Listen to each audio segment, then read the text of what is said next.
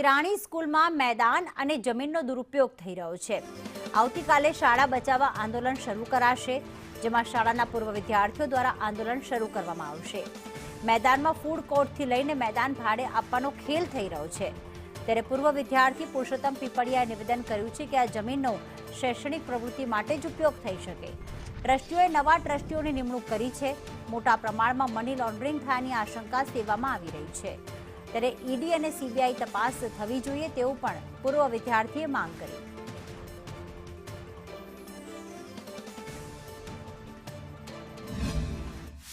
રાજકોટની વિરાણી હાઈસ્કૂલની કરોડોની કિંમતી જમીનના શરત ભંગના કેસ અને શાળા બચાવો આંદોલનને લઈને સાથે જોડાયેલા પુરુષોત્તમભાઈ પીપળિયા આપણી સાથે છે।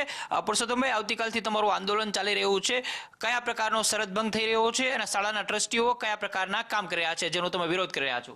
આશરે 49,700 વાર એટલે કે 50,000 વાર જમીન જે તે વખતની સૌરાષ્ટ્ર ગવર્મેન્ટે ફાળવેલી હતી, અપાયેલી હતી અને તેમાં કેટલીક શરતો હતી, જેવી કે આ જમીન શૈક્ષણિક હેતુ સિવાય કોઈ પણ પ્રકારનો ઉપયોગ થઈ શકશે નહીં, આ જમીનમાંથી નફો રળી શકાશે નહીં। હાલમાં આ જમીન ઉપર મોટું બજાર ઊભું થઈ ગયું છે, ખાણીપીણીની માર્કેટ ઊભી થઈ ગઈ છે, કોમર્શિયલ ક્રિકેટ બોક્સ ઊભા થઈ ગયા છે અને ભરપૂર નફો રળી રહ્યા છે। કલેક્ટર તંત્રએ પણ આમને શરત ભંગ થયાનું માને છે અને આગળની કાર્યવાહી એ કરવા માટે હજી શા માટે અટકાવી રહ્યા છે તે માટે અમે આ એકત્રિત થયા છીએ અને આગળની કાર્યવાહી કરે એટલે કોઈના દબાણમાં કે શરમમાં આવ્યા વગર કાર્યવાહી કરે તેવી અમારી માંગણી છે।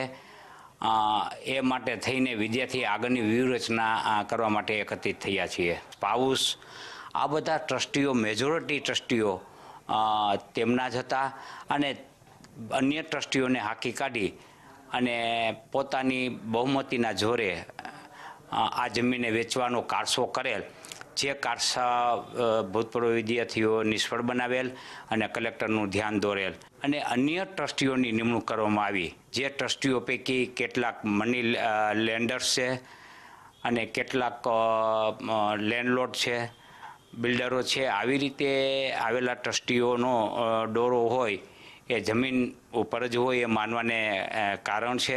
કેમેરામેન વિપુલ બોરીચા સાથે મયુર સોની, સંદેશ ન્યૂઝ, રાજકોટ।